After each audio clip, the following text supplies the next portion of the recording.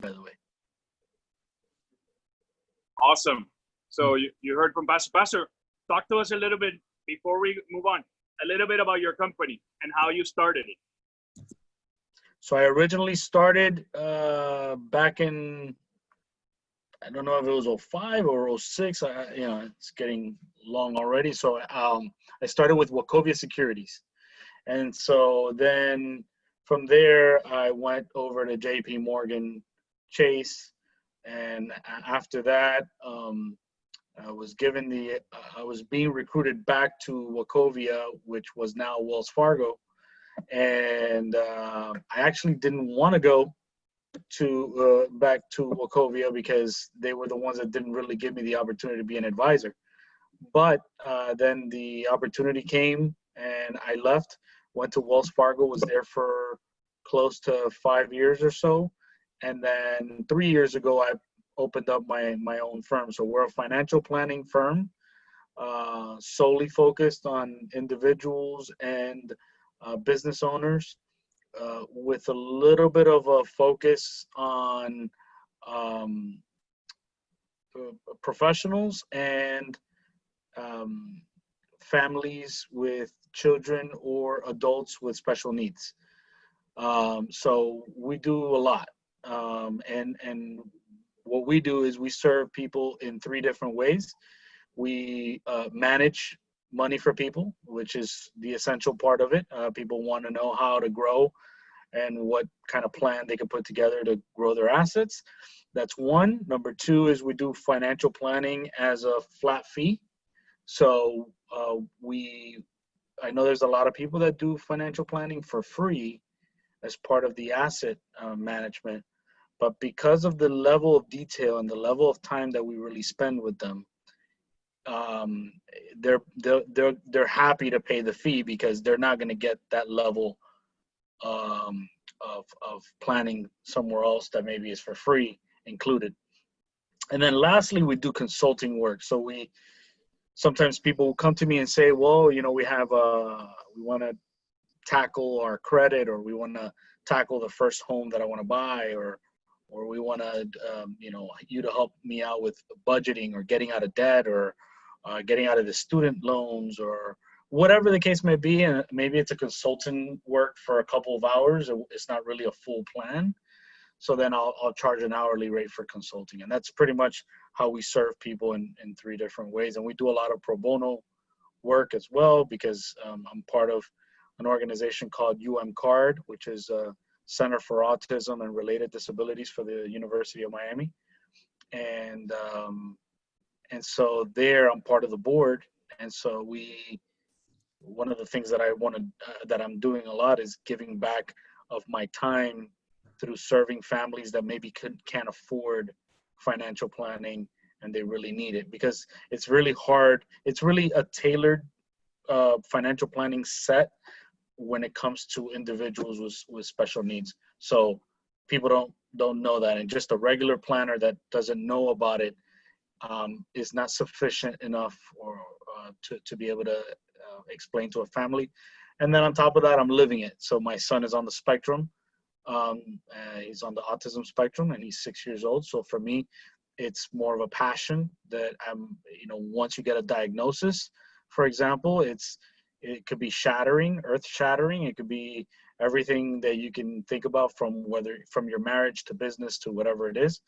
And then you're left with what now, where to go, what tools to use, where should I go next, who should I see, what resources do I use, how can I help my family, etc.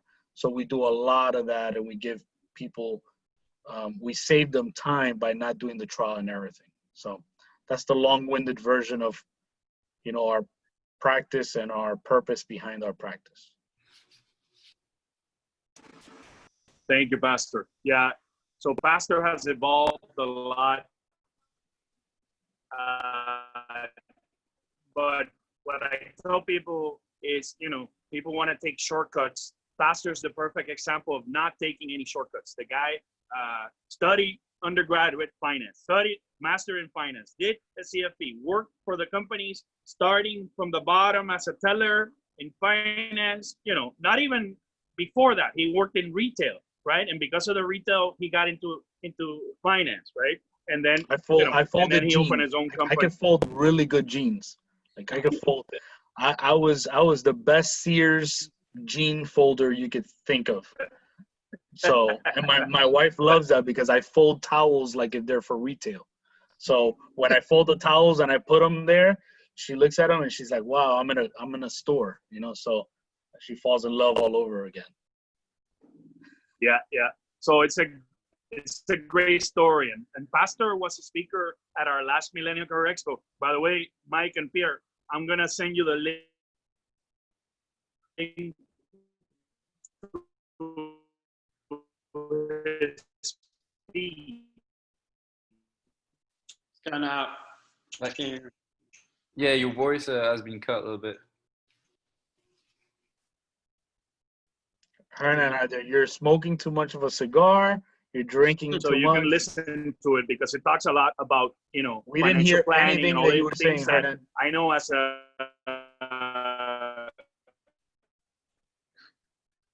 we have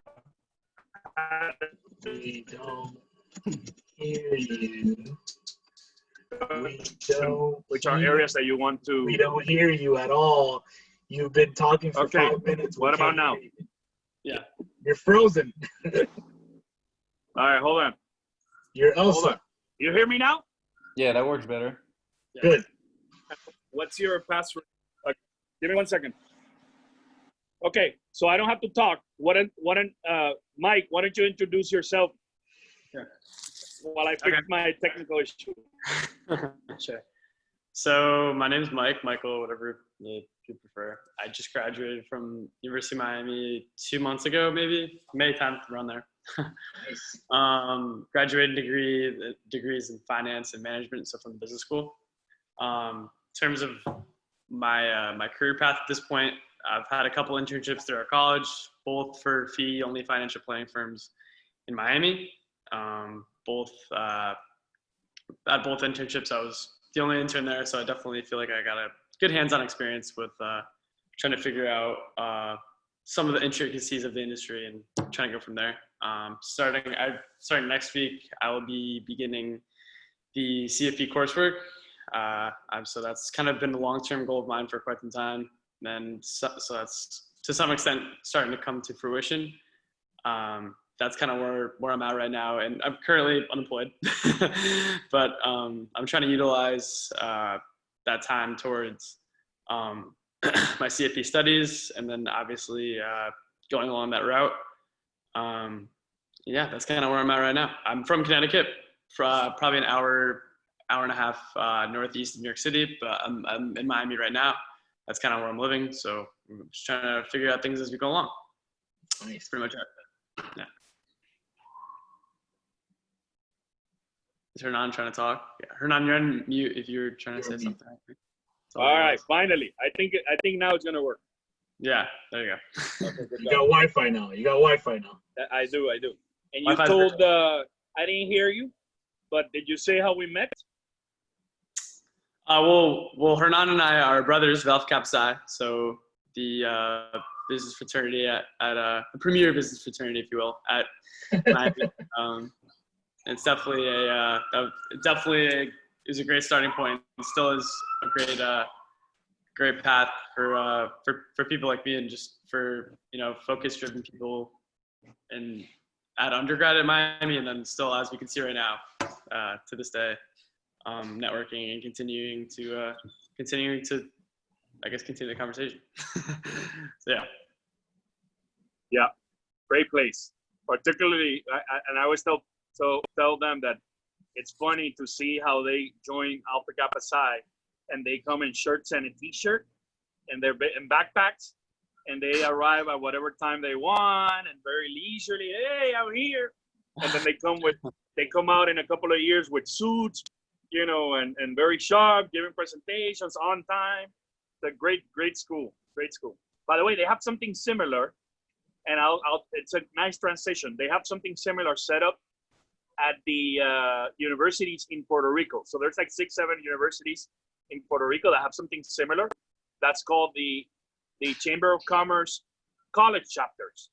So they're not fraternities, but they do a similar, development of young people in college. And the president of the organization is Joey. He was the president for the past year. He just finished his term, but he's very involved with that organization. And that's a little bit how we met, no, Joey? When I went to the chamber, and he's friends with my family, and my dad and my mom were friends with his family for a long time. So we met through your brother, who also presided the chamber. That's right. So Joey, why don't you introduce yourself and tell them who you are, what you do? Sure, I'm Joey Jose Ledesma. My friends call me Joey. I'm from San Juan, Puerto Rico, born and raised here until I was about 18. Then I lived in Boston for about 9 years. I went to college there. Then after I finished college, I stayed in Boston for a few years, even though I was working already remotely for my main client, basically my main and mostly the single client I've had for the last 25 years is in Puerto Rico. So I started working in investment advisory since I was in junior year of college. I did an internship with what was then called Shears and Lehman Brothers, which is, it has changed name like 58 times, but that was sort of the, before that it was, I don't even, Shears and Lehman Brothers, then Smith Barney, then like Citigroup, like Primerica also got involved. And I mean, it's like 58 different places. But finally, the office that I was, the advisor that I was basically working for, she created her own spin-off investment advisory firm about 20 years ago called Consultiva Internacional. And she's Mirna Rivera, which is, one of the first real investment advisors here in Puerto Rico, institutional investment advisors. So she actually started for institutional clients only initially, before this whole wealth management craze started to happen in the last 15, 20 years. She was serving university endowments, pension funds, all types of institutional clients. And she was already managing almost $2 billion back in 95 when I started with her. And back when I started with her, it was Mirna, it was her sister, and it was me. It's just three people in that office. So it was basically, she was sort of a broker inside of Shears and Lehman Brothers and later Smith Barney. She was more of an investment advisor, but as you know, even though investment advisory and brokerage are two separate things all the way back since the 30s, right? Because of all the legislation. But mostly in Puerto Rico, the role of an investment advisor it didn't really happen until a few years ago. Most people see investment advisors as like stockbrokers. So they're looking for a very quick advice. They're looking for like tips of where I should put the money. Like people, now with the internet now, it's crazy. It's a very tough job to do because with the internet, there's a lot of competition. There's a lot of free advice out there, which is really not suitable or not tailored for the actual client, and there's a lot of bad advice going around as well. And, now with globalization as well, you're not only investing in your backyard, you can invest at the other side of the world. So there's been a pretty big evolution in the industry. But going back to how I got here, basically, I just started mostly on the analytics side, development of tools and systems and platforms to automate and sort of create the investment advisory process to sort of bring it to a new level. At that point, my boss, she was using some off-the-shelf turnkey DOS-based applications, okay? This is like DOS. I don't know if you guys know what that is. This is really, really old stuff, okay? And I basically, when Excel and Visual Basic and all of these, Visual Studio, all of these different tools came out, I started to use that. And I actually, I developed a package that it allowed her to do some data aggregation. And this is even before data aggregation. That just became a topic like just a few years back, but I was already doing that back in 95. And I basically developed a package that allowed her to dial into various custody banks. She had about 10 banks going back to 95 it would dial a modem. You know, that thing, that little box that was very funny. This is like, dee, dee, dee, you know, that kind of stuff, right? It was the internet, right? So we had to call in to all the banks.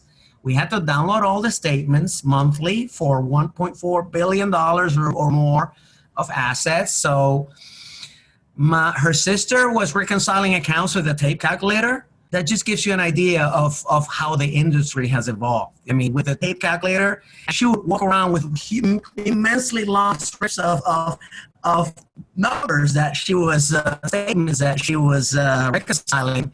And every quarter, you know, we had to do the quarterly reports for all these accounts. They're up to like 35 accounts, right? So, but I automated all of that, and it took about the whole process took a few years, right? But initially, from that first summer that I did, I was an intern in college. It took like a whole week to make just one report because it was an extremely labor-intensive process. And I automated that into something that was just completely automated. And it took about 8 minutes for the software to dial to all the banks, download the statements, prepare do all of the performance measurement and analytics and attribution. Everything that you still do, that part of the industry still hasn't changed. A lot of the performance measurement, a lot of these different areas are still pretty much industry standard, and it is what it is. But it automated all of that into a process that took 8 minutes. So her sister was like the happiest person in the world. She would go set up the system. She would go buy a cup of coffee. When she could come back, her reports were done, right? So that was pretty crazy, right? And this was back in '95. Like, nobody was doing this back then. And actually, when Smith Barney bought, that was before Smith Barney, they had, Shears and Lehman, they had something called a consulting services division in Delaware.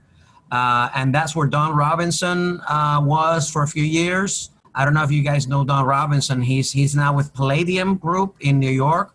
But he's doing pretty good. He's sort of an institution in the area of investment advisory. And they looked at what I was doing, and they sort of used that as base as sort of a mock-up for their system later on. However, they didn't have the back-end analytics. That's what they didn't have. So they really didn't do it right. And my boss didn't want to share the technology with them, right? Because she paid for it, right? So basically, I did that until '99.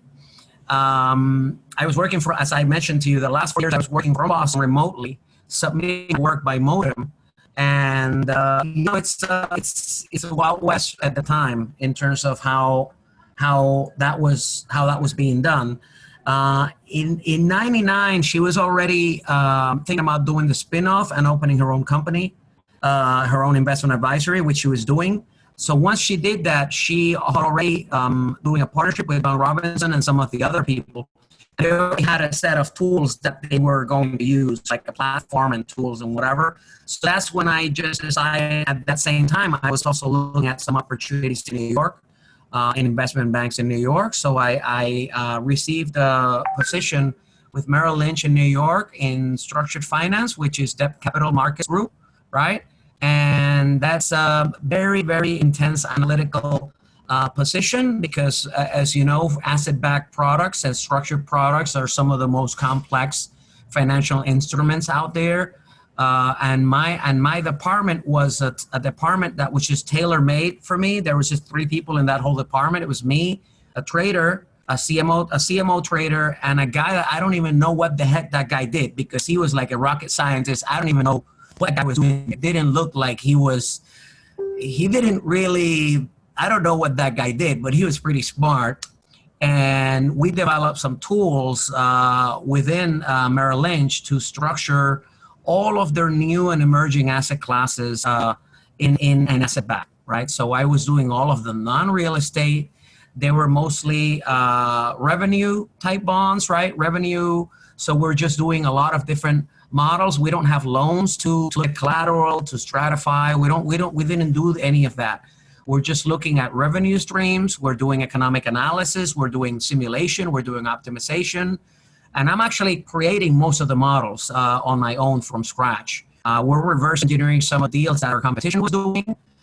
So sometimes they would just give me a prospectus of a deal and say, hey, you need to replicate this structure. You need to replicate this model, and we're gonna be a co-lead in a deal like a week later, right? So that's pretty crazy, because the ratings agencies, they didn't even know how these assets work, right? So we had to sort of develop these hand in hand with Moody's, S&P, and Fitch, with some very smart people as well. And I'm probably the dumbest one in the room, but all of these people will have like PhDs, and they have a very strong history and track record. But I was able to do pretty well in that situation. However, as most of you guys know, in September 11, I was there that day. That was a pretty bad situation in New York. And the whole market in New York, I mean, the situation just totally collapsed. Like in 2001, 2002, 2003, it was just terrible. In terms of the investment banks, in terms of the industry, it isn't these glamour years of the 90s, like 94, 95. Those were pretty good glamour years and like Wall Street type things going on. But since then, the industry has changed a lot. So I basically, I switched to, at that time, I mean, it was a pretty difficult situation where basically your job is your bonus. And that's a really bad, it's a very toxic environment in investment bank where you really don't compensate people for the hard work that they're putting in, and you're putting in more work, you're getting more responsibility, but the revenue model is a little bit different. The MDs kept getting their $1-2 million bonuses, and we still had to do like grunt work. So a lot of people went out even a little bit before, like around the dot-com boom and bust. There's a lot of people that actually left for Silicon Valley and left for California, and left for some of those startups. But they're the bust and they try to come back, right? So that's a very difficult situation, and that's an advice for you guys is once you have an offer, once you have somewhere where you're actually producing and adding value for a few years, unless the place is literally on fire, you really need to, figure out what your options are on a long term. And yeah, there may be like a huge, like a hot startup where you get some of your friends offer you a deal. There's a lot of sacrifices that you need to do to do that. A lot of things that you need to give up. So I actually stayed in Maryland until 2003. And then that was when China opened WTO. So I had a lot of friends from China, and I also traveled a lot through Asia by then. So I got a lot of offers to go to Asia to talk about capital markets, the development of capital markets in China. And at that point, the capital markets in China were non-existent. It's nothing. You would go to a portfolio management shop or a brokerage shop in China. It was literally looking like a horse, like an off-track betting at the horse racing, like off-track betting for horse racing. People were literally gambling away their life savings in China, and you would see like the tickets, like trading stuff, like you'd see stuff like on the floor. It literally looked like an off-track betting station for horses. And since then, I mean, China has developed quite a bit, not as much as we would like, but these are some of the different things that I've been working on. In China, I was, and in Japan as well, I also spent a few years in Japan. I started to work with coffee as well while I was in China. So as you know, Puerto Rico is a pretty big coffee origin around the world. We're not as famous as probably Jamaica or Colombia or some of the other, but we do have, quite a long history. So I started to export coffee from Puerto Rico to Japan, Hong Kong, China, and some other countries. So this is a totally different type of experience where I'm working more on the investment side. And on this side, for many years, I was working more on the manufacturing and distribution side. So it really gave me a whole other aspect to my background. And actually, I didn't tell you guys, but my first 3 years in college, I was an engineering and physics and engineering major. So my background was first in analytics and the technical side. And then after that internship I did in Smith Barney, in Shearson Lehman, I changed to finance completely. That totally changed me over. But I already had a pretty good set of tools, analytical tools that I could apply in my finance career. That was a huge plus because portfolio management, optimization, all of these areas which were really being implemented 20, 25 years ago. All of that basically is all very technical. So it did helped me segue into that, and it actually motivated me to switch, right? So that was a huge switch. But I didn't look back. I've been using all of the tools that I've been using. I really learned a lot of it in college, and of course I've been keeping up to date. So in the last few years, I've also been doing a lot of work related to economic development, investment promotion, trade promotion, and certain other areas because I'm already in China. So part of the work that I do, in order to sell more coffee, you need to introduce people about Puerto Rico, about where we are on the map, what we're doing, some beautiful pictures about Puerto Rico, some beautiful pictures of like the 5 Miss Universes that we had, or, some of the, the music stars that we have here in Puerto Rico, so we have a lot of fans around the world. So it's really not a very difficult story to tell. But I've been doing that for a few years. I have been active still on the investment advisory side for analytics. I have kept working on those aspects and on working on some projects in Puerto Rico, one related specifically to data aggregation again, where I was working again for Consultiva, working on a project to integrate through a platform in New York, the data aggregation platform in New York. We just integrated about 10 different custodies and to have everything show up in one state. And as the investment advisor's dream is to have that, because sometimes when you get a customer, a client go to you, they come in with bank statements, with a statement from Schwab, a statement from Berkshire.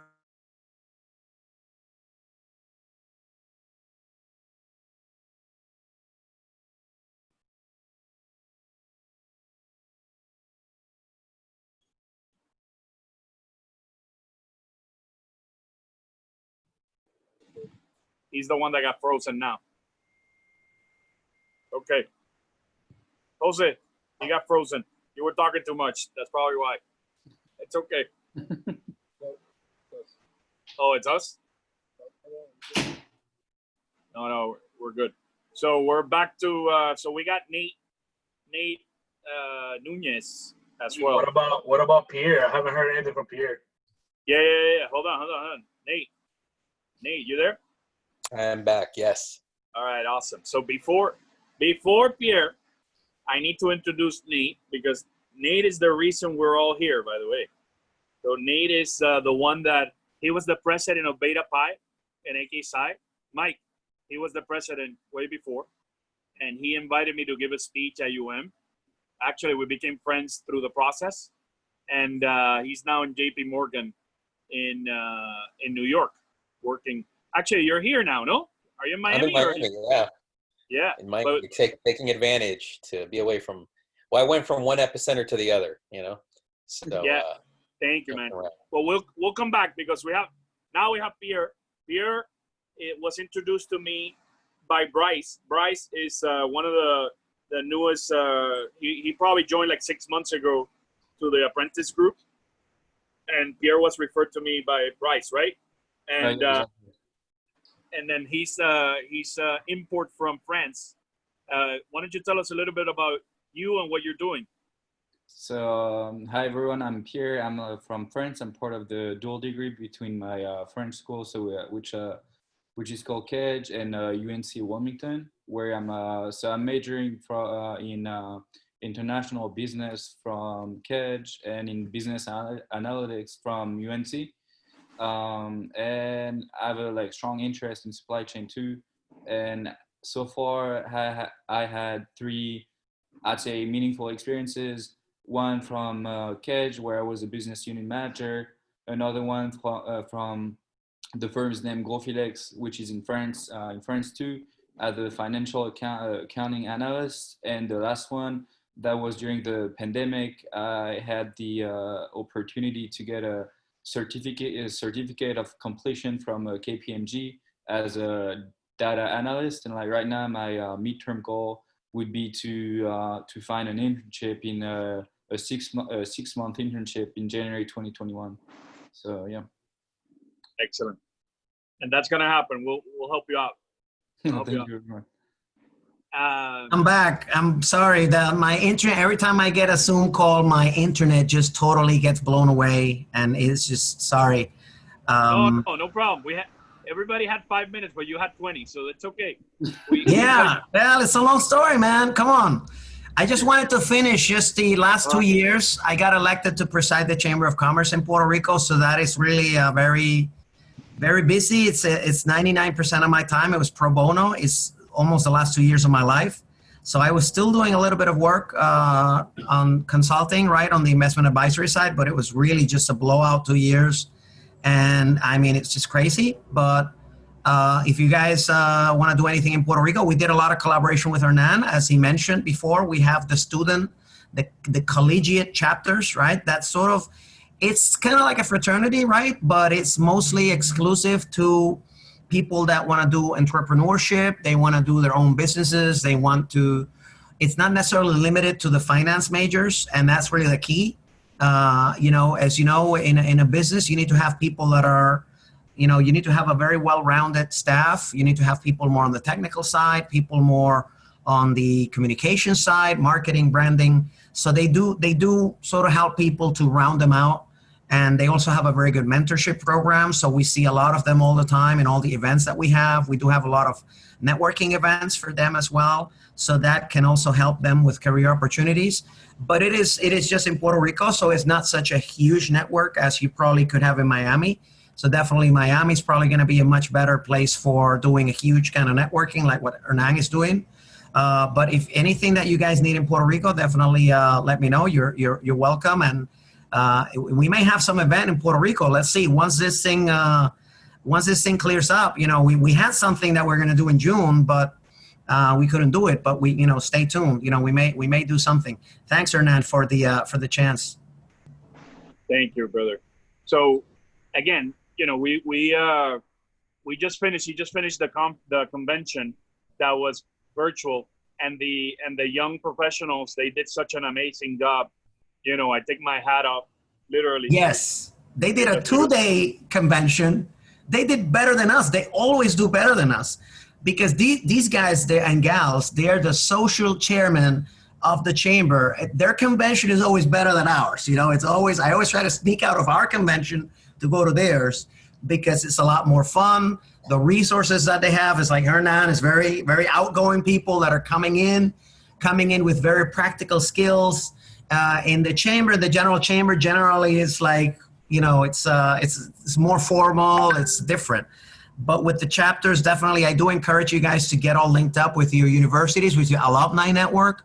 That's a very strong source of leads on job opportunities and leads, even leads for your business and potential clients. So definitely, these are the things that you need to be looking at right now at this juncture. Thank you, Joey. And Joey and our partners in some initiatives, and we help each other out in business and in life. More in life than anything, right? Yeah. So that's how life is. And talking about that life, I want Nate to tell us a little bit about, you know, the beginnings of Apprentice, because the reality is, you know, it all stemmed from an idea that he had, and you know, just now we are in 32, 33 countries. You know, Bryce came from France. Now our team in France has 6 people. We were just chatting back and forth from nothing to 6 people. That's great. That's bigger than our team in Costa Rica. We've been with us for like 4 years, and it just shows the excitement of the global aspect of our organization, where everybody around the world is literally trying to help each other out. And what I tell people is, you know, this is Apprentice Worldwide. It's like your home, right? People come in and out of your home, right? You guys walk in and out of your home. You have other things going on, but then you can come back home and you share, and then you go back out, right? We don't let everybody in our homes, right? Pastor and I have this discussion always, right? We need to trust people that come into our lives, right? Because that's very important. That's kind of like what Apprentice is. The people that come in are people that we trust, and that, you know, that's why we filter people. But the reality is, it's service to the community, it's creating social impact. And Nate, maybe you want to share a little bit about how it all started, and, you know, maybe share some advice to these guys. Yeah, so it was I graduated 2015 from UM, and while I was there, I was in my business fraternity. I think I always had a bit of a passion for helping out other students, trying to help them get prepped for their career and just serve as a bit of a mentor with whatever little bit I knew, right? And part of the reason I cared about it was that I could figure out a lot of things on my own. Along the way, through, LinkedIn, I think it was, find Hernan, we connect somehow, and we meet up in person. And I think from day one, we just vibed. I mean, we had, I think, very similar values, which I think was what made it so easy for us to just connect naturally. And I viewed him as a mentor, somebody who can help teach me about something that I was a complete foreigner in.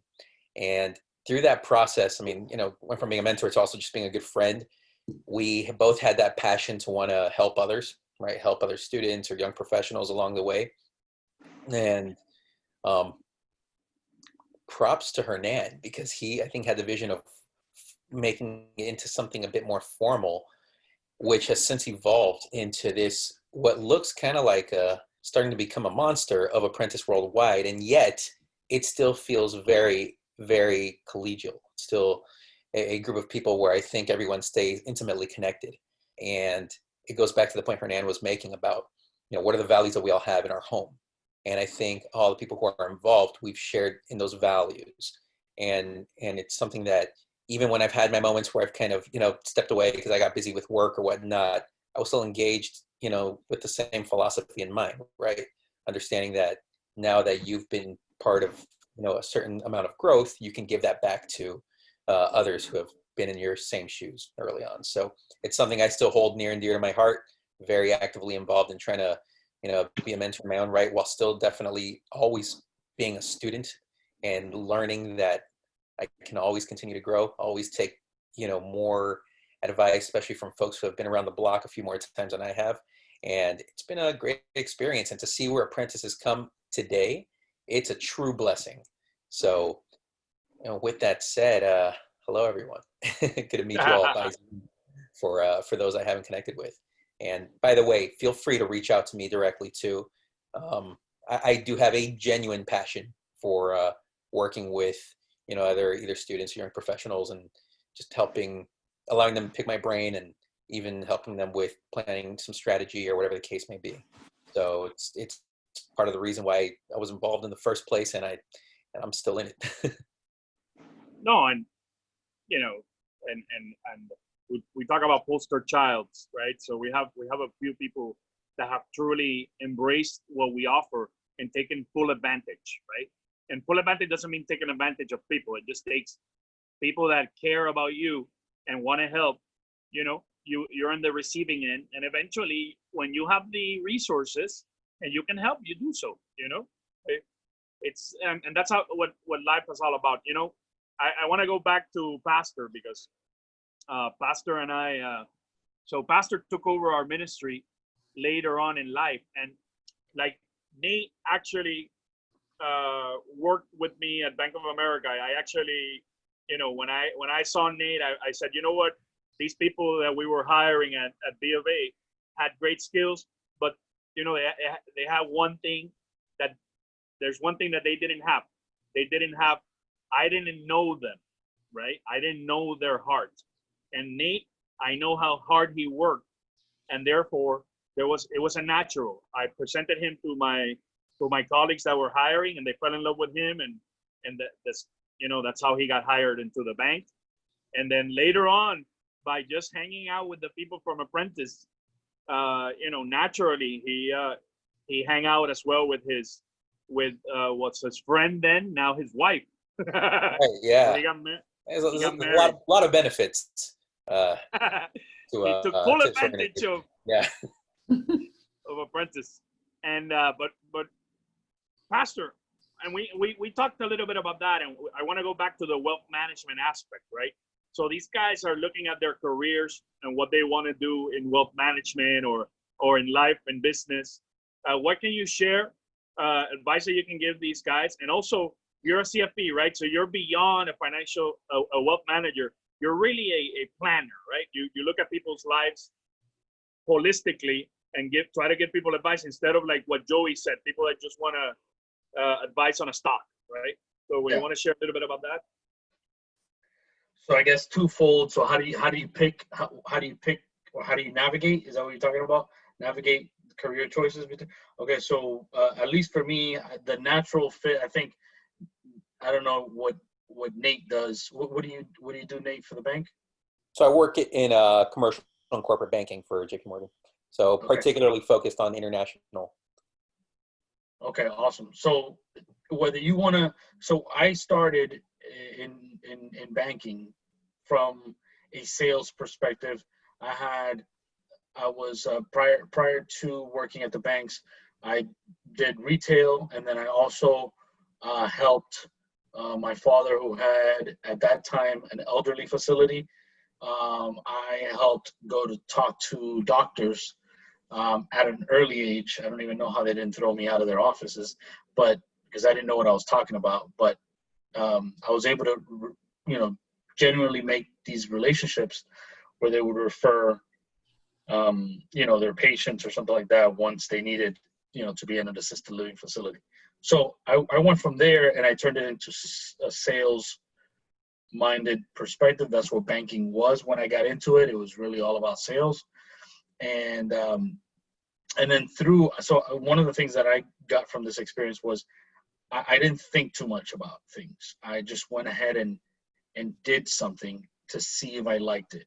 Because if you start second guessing yourself and start thinking, well, maybe, once you have it figured out, then go get what you want. But if you don't have it figured out, it's okay to dabble and go into different things and understand what that entails, and then see if you really like it. So when my journey really wasn't starting as a banker and then going ahead and becoming an advisor right away.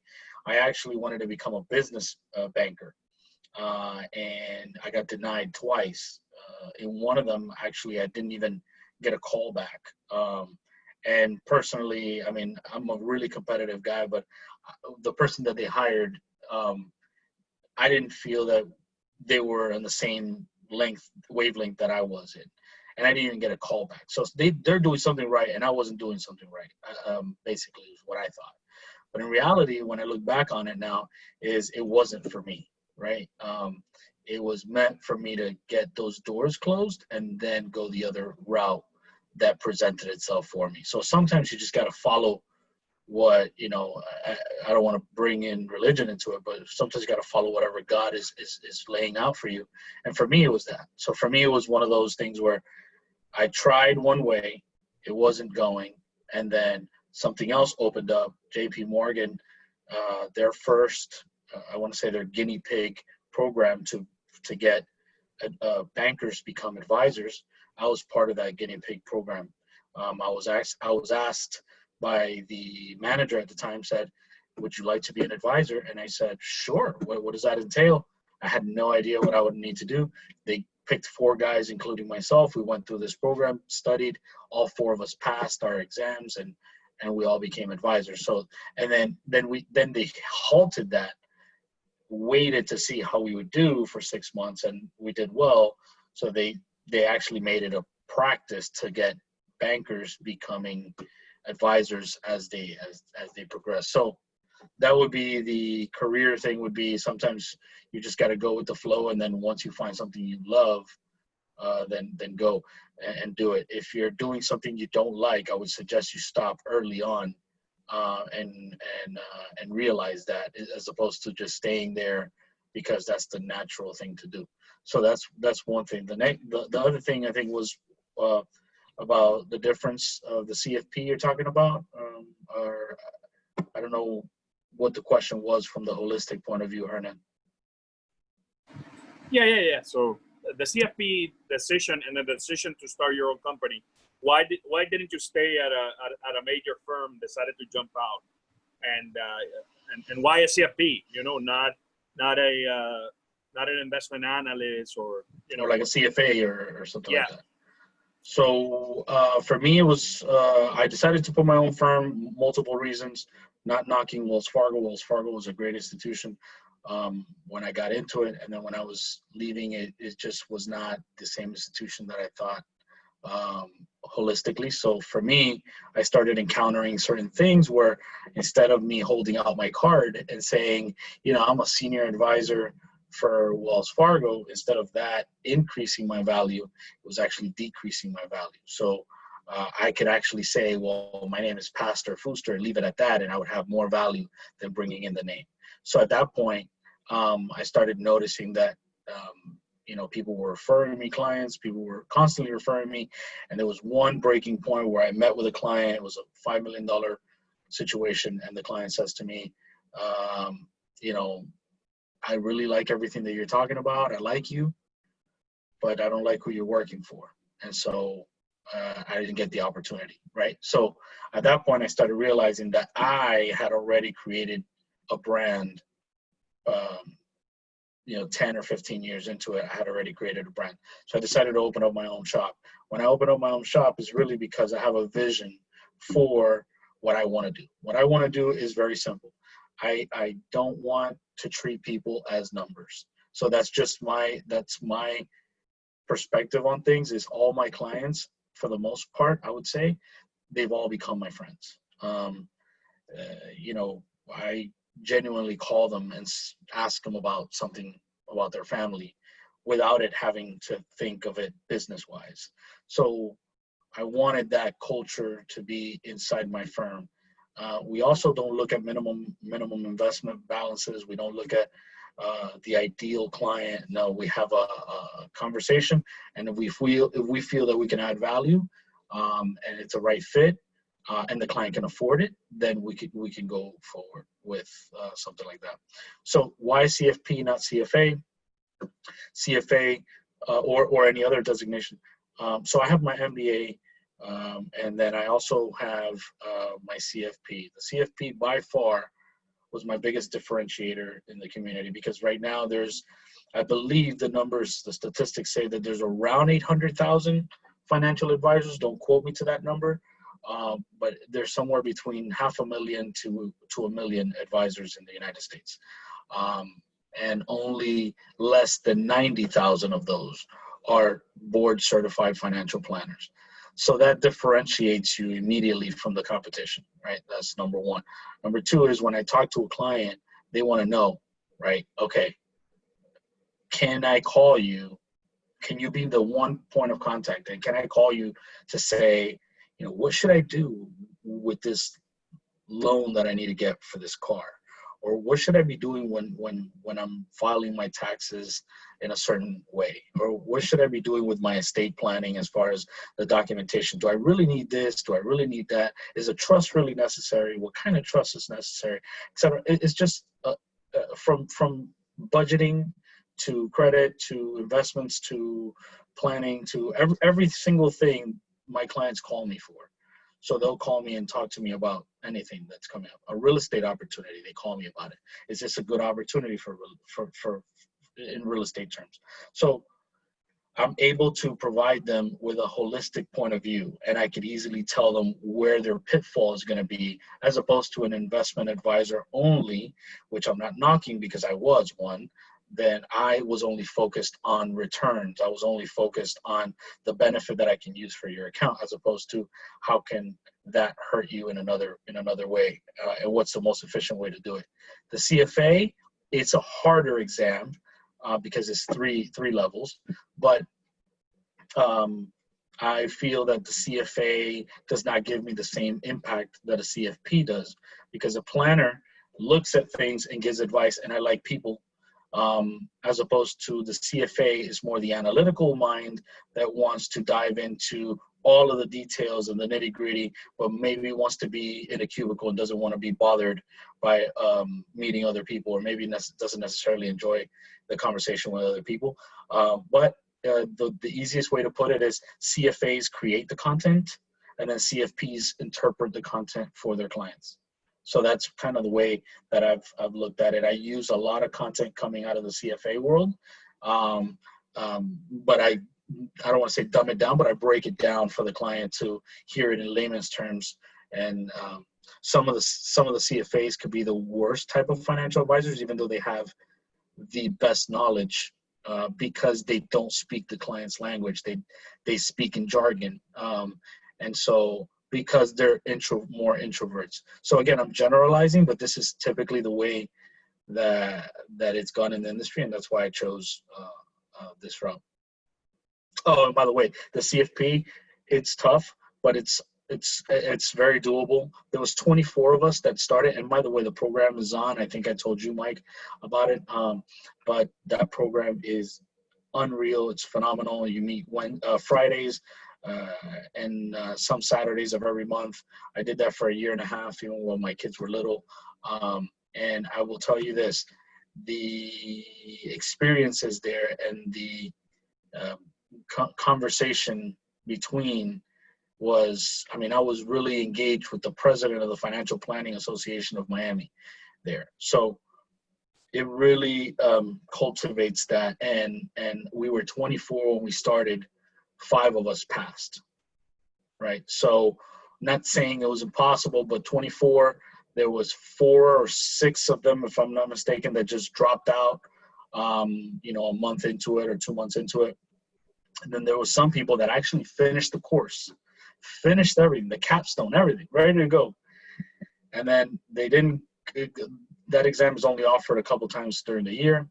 And so they didn't go for that first time because they said, I need a little bit more time to study. Terrible idea. Don't ever do that.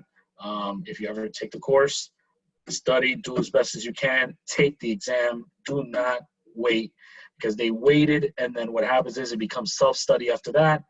They dropped the ball for a couple months, then they didn't feel prepared for the next time around, which was in July. So now they're a year later trying to take the exam. They fail, they lose confidence, and all of a sudden you have 16 people right now that went through the course and are not CFPs because they didn't, they got gun shy, I guess, for the first time. Oh yeah, and those are avenues that you take based on the values that you have, right? So that's important to distinguish, because the reality is understanding what it is that you want to do in life has to do with who you want to serve, right? Not so much about making money. The reality is you can make money in many different ways. Like I make money by connecting people to resources, right? But I do it on the corporate side, not so much on the individual side, right? So I've been a corporate banker 20 years, and what I did was basically focus on professionals, right, in corporations that basically it was not their money, but they were entrusted that responsibility from their owners to be able to do a better job, and then I helped them get the best resource, whether it be to merge with the correct company, whether it is to find the adequate means to improve their cash flow. So what I do is I provide advice to clients on how to manage their balance sheet, from mid-sized companies to large corporations on a global scale, and getting them the right advice and the right person to connect with. So if I have, for example, if this is a privately held company, it could be a big or small, it doesn't matter.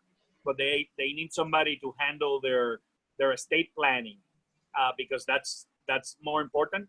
And they don't have a family office, then I connect them with somebody with Pastor, right? Because Pastor will handle that aspect of the business. He's going to take care of the plan of wealth for the individuals involved. And then I take care of the payments, right? The supply chain and logistics, the lending aspect of the corporation at a global scale. So if they have somebody, let's say they have a subsidiary in Brazil, who's the best suited company or bank to give them a loan if they need to, merge with somebody if they need to, or find a supplier if they need to, right? So it's a little different angle, but I don't deal what I did not like about financial advisor or being a financial advisor is because the pastor could tell you, those are tough conversations to have. You're talking to people in the fiber of what they are, right? You're talking about the thing that the wealth that they have accumulated, and that, they can lose it, right? I don't, if I suggest something and they lose it, you know, for a corporation, it's not my money. It's not their money. Yeah, When you're pastor, fiduciary. yeah, when pastor talking, it's their life savings. You know, it's a different mentality. It's a big responsibility. That's why you have to get a license and study. You get various licenses, but I would say this: the number one thing that you have to do is create. I don't want to say create a persona, right? Because I don't want to sound like it's a lie, because it's not. I am who I am, and if you're connected with me on Facebook, you will see that I am who I am, and I don't subscribe to the mob mentality of everyone, how everyone thinks necessarily. So I'm an independent thinker. So at the end of the day, I think that it's important for you to develop the persona that you want to be perceived as, and what you stand for, and then follow your heart and your instinct on how to create that. So for me, I wanted people to know that I say what I think, and that I'm not a yes man. You know, I'll have a conversation with you, and I can disagree, and we can have a beer after that. That's okay. But doesn't necessarily mean that I need to agree with you, or that I'm going to be walking on eggshells around certain topics. I'm going to be what I am, and if you like genuineness, then you'll like me. If you don't, then we won't get along very well. But I think that the way that I've created my practice is that clients now are willing, and this is very rare because I speak to a lot of advisors. Very rare. They're willing to sit down and have a conversation about politics with me, or about religion with me, or about anything like that. And we disagree sometimes, a lot of times. So, but I respect their opinion, and they feel like I'm not judging them. I'm open about other people's opinions and stuff like that. So I've created that persona where people know, if you come to me, be careful, because if you ask me a question, I'm going to tell you what I think, genuinely. So, and some people like that, and some people don't. So I tell them right off the bat, even before my clients sign up, genuinely, I'm not kidding you. I tell them straight up, I say, if you want someone that's going to tell you what you want to hear, I'm not the guy. If you want someone to tell you what you need to hear, I am your guy. And so, people can make their determinations about that. So I think that that's number one. What do you want to be perceived as, and then follow that, and then and being true to yourself. And then the other thing that's very important, I think, is overlooked, especially in your stages where you're trying to get the internship, or you're trying to get your foot in the door and see what you want to do, etc. I think developing that 15-second elevator pitch is super important. So, if you go into an elevator with 100 advisors and you ask them, what do you do? Their answer is going to be, well, I manage wealth for individuals, corporations. You could probably parrot them right next to each other, because they're all going to say the same thing. If you got into an elevator with me and you ask me the question, I say, this is what I always say. I'm not kidding. I say, I'm the guy that keeps you from making dumb decisions with your money. And they're like, wait, how do you do that? What do you mean? So it doesn't matter what I said. What happens is that I actually caught their attention, because I wasn't like the other guy.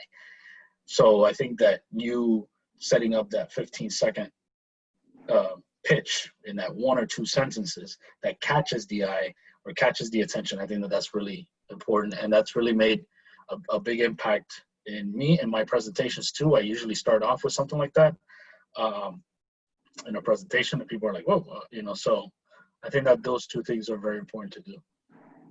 Yeah, well, that's critical for anybody, and at the beginning you don't know, right, Mike? You're still trying to figure out, or Pierre, still trying to figure out. The reality is, it only comes with time.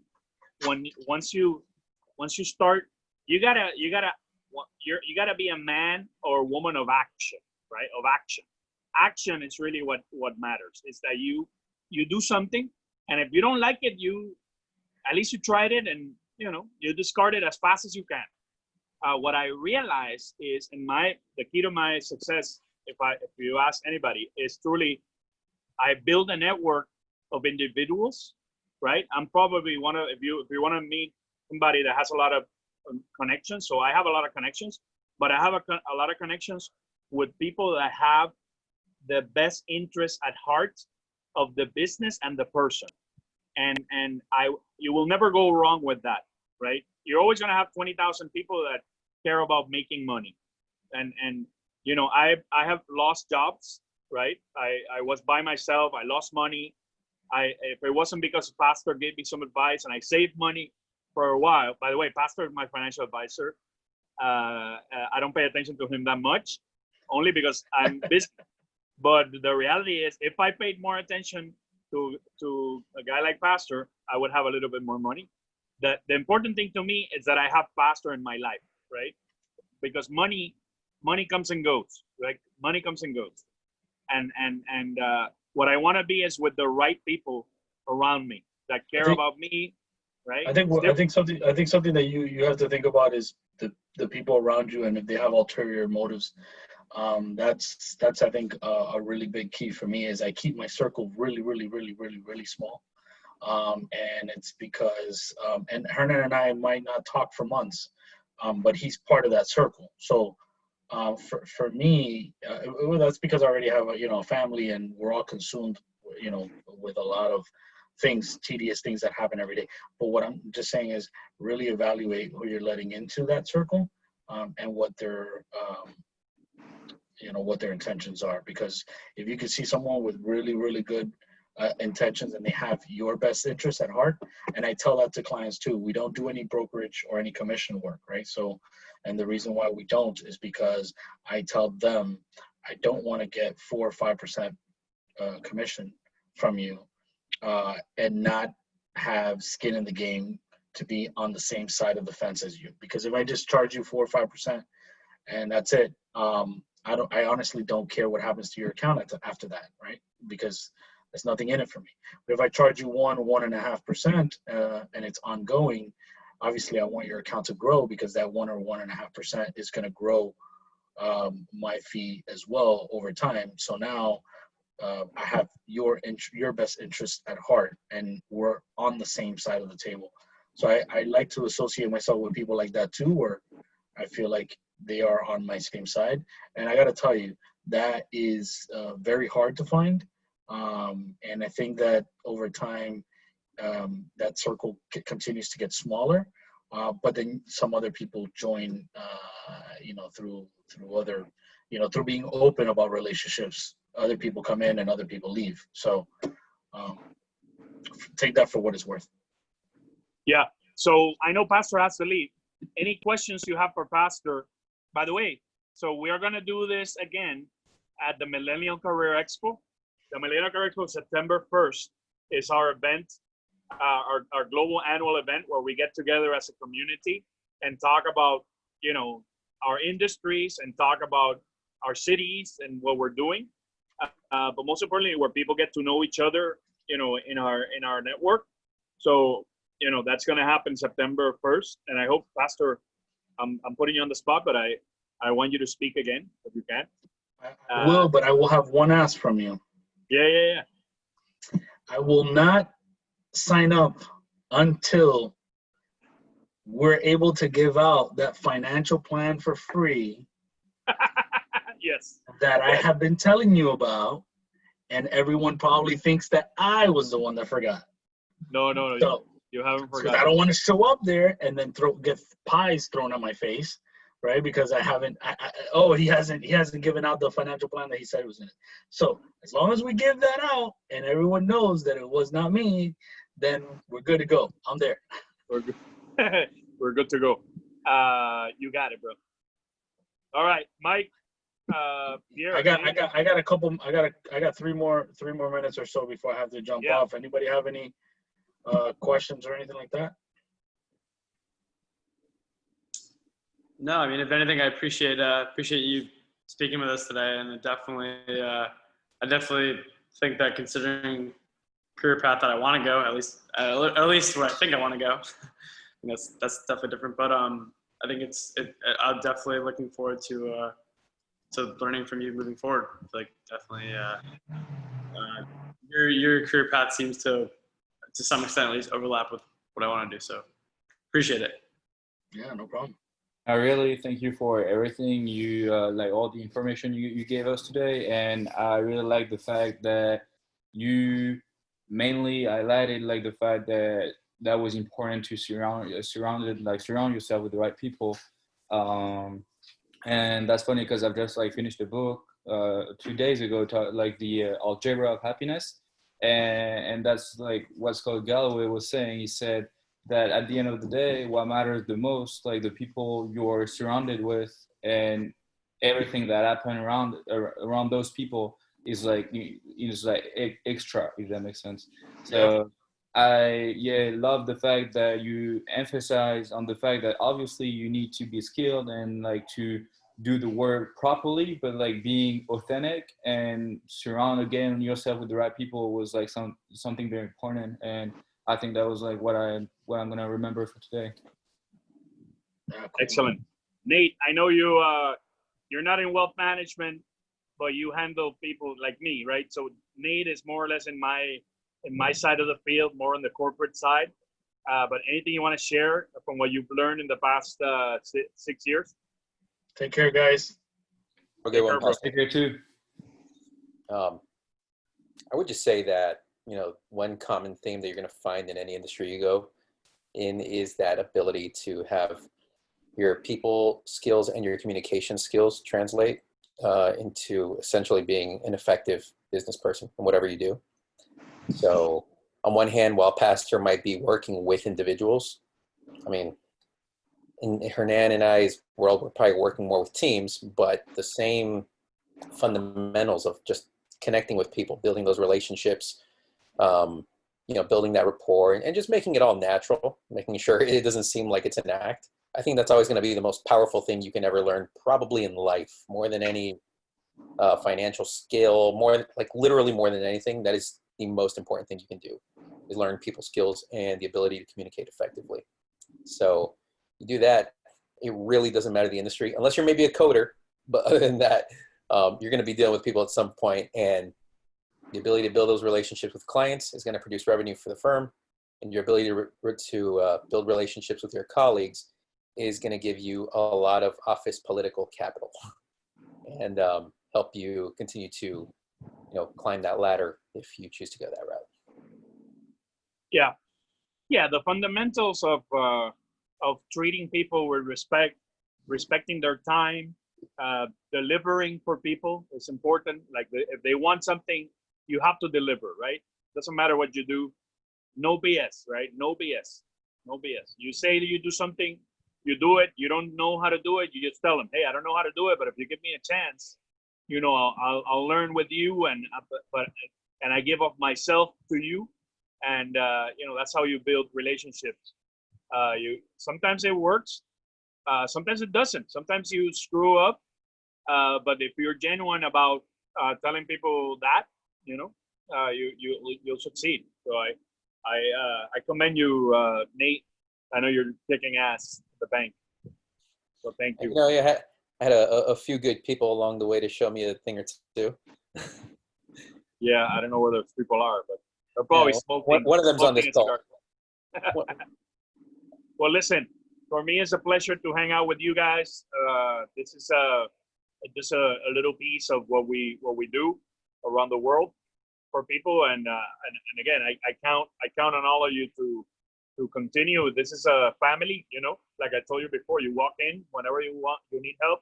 We're here for you, right? And if the good thing is we know a lot of people, so just take full advantage of that now, and then eventually you give it out. You help other people.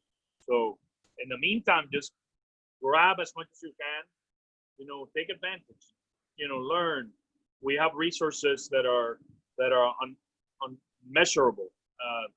People that are amazing, and they're all around you. So by the way, connect with Nate and connect with Pastor and with Joey in the group. Make sure you connect with them in LinkedIn and their WhatsApp is there as well. So if you want to ask any questions, feel free. I don't need to be involved in that. You know? You guys And to that point, really, if you are at all interested in banking or anything, or just have questions in general, really reach out. I mean it when I say I'm happy to connect. I will be as blunt as you want me to be about whatever you want to do. And there's no need to feel like you need to sugarcoat things with me. I'm, you know, even if you don't know absolutely anything about some industry, but you just want to learn about it and you say, how can I start? Happy to go from there too. So. Yeah, and also I want to do a big shout out to the women in our lives, in Nate's life, in my life. My wife is a spectacular accountant, so it's funny. I don't deal with the financial matters in my house. My wife does, and you know, we've been successful. And also you know, Nate, his wife is very involved in the community. And it's a great example of what a good, strong woman with good values that we share. You know, we all share. We all love helping people, and we all love to work hard. Actually, it's funny. So Sergio, who's here next to me, was in the board of the Chamber of Commerce, and guess how he is in the board of the chamber. And his wife actually, when she needed an opportunity, Sergio was the one that pointed in that direction of the chamber, and that's how she connected with the people in the chamber. So I want to thank Sergio. He's quiet here, but he's been an instrumental person to our organization, and you know, most importantly, we hang out and we're friends. So we continue to learn from each other. I don't know what I'm learning when I hang up at 4, but he has something for me. Okay, guys, listen. God bless. Talk to you later. We'll reconvene closer to the conference. Okay. All right. Thank you for everything. Thank you, guys. Bye. Good one.